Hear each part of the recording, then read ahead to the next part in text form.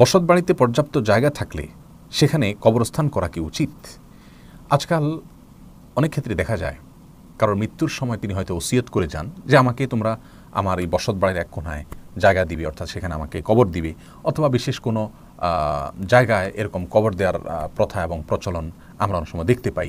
বাসাবাড়ির কোনো একটা জায়গায়, কোনো প্রতিষ্ঠানের কোনো একটা জায়গায় কারোর কবর হয়তো যিনি দুনিয়া থেকে বিদায় নেন তিনি ওসিয়ত করে যান, অথবা উৎসুক আত্মীয় স্বজন বা প্রিয়জনদের কেউ তাদেরকে সেখানে কবর দাফন না করে সেই নির্দিষ্ট জায়গায় বা বিশেষ কোনো জায়গায় তাদেরকে দাফন করেন। এটা কি ইসলামী শরিয়াত কীভাবে দেখে? দেখুন, এই ব্যাপারে প্রথম কথা হলো যে সুন্নাহ হলো যে কোনো মানুষকে মুসলিমদের সাধারণ কবরস্থানে দাফন করা, এবং বিশেষ কোনো কবরস্থানে অর্থাৎ তাদের জন্য আলাদা সিঙ্গেল কোনো কবর তাদের জন্য না রাখা, এটাই হলো সুন্নাহসম্মত।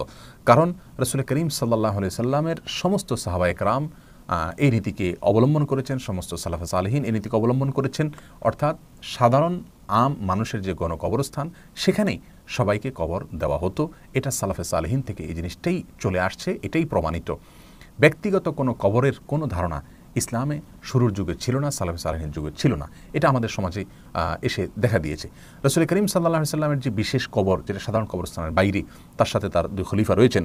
এই প্রসঙ্গে বুখারীর বর্ণনায় আসছে, আম্মা জান আয়েশা রাদিয়াল্লাহু তাআলা আনহা বলেছেন, ইন্নামা ফাইলা, এটা কেন করা হয়েছে? লি আল্লাহ ইউখাযা কবরুহু মসজিদা, যাতে করে নবী সাল্লাল্লাহু আলাইহি ওয়াসাল্লামের কবরকে কেউ সিজদার জায়গা না বানায়, সেটাকে নিরাপদ করবার জন্য পৃথক করা হয়েছে। তাছাড়া এটা আম্বিয়া আলাইহিস সালামের বৈশিষ্ট্য যে তারা যেখানে মৃত্যুবরণ করেন ওই জায়গাতে তাদেরকে দাফন করা, এটা এক্সেপশন। কিন্তু এর বাইরে সাধারণত মানুষের মৃত্যুর পরে সাধারণ আম কবরস্থানে তাদেরকে দাফন করতে হয়। অনেকগুলো কারণ আছে।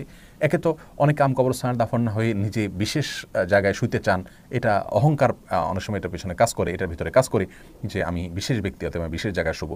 আবার অনেকে আছেন মনে করেন যে পরিবারের লোকেরা সারাদিন তার জন্য দোয়া করবেন, ভালো উদ্দেশ্যে হয়তো করেন, কিন্তু হয় হিতে বিপরীত। কারণ কবরের যে একটা সাধারণ সম্মান মর্যাদা সেটা রক্ষা করা সম্ভব হয় না এভাবে আলাদা আলাদা কবর হলে।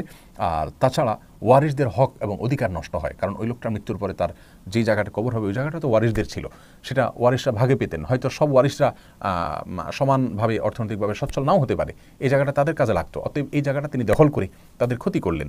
এ সমস্ত নানা কারণে ওলামায়ে কেরাম বলে থাকেন, এবং বেশিরভাগ ওলামায়ে কেরামের মতই হলো যে বিশেষ কোনো কবর, পারিবারিক কবর বলে অথবা নিজের বাসাবাড়িতে নিজের বাড়ির কোণে কবর বলে যে একটা কালচার প্রচলিত আছে, এটা সঠিক নয়।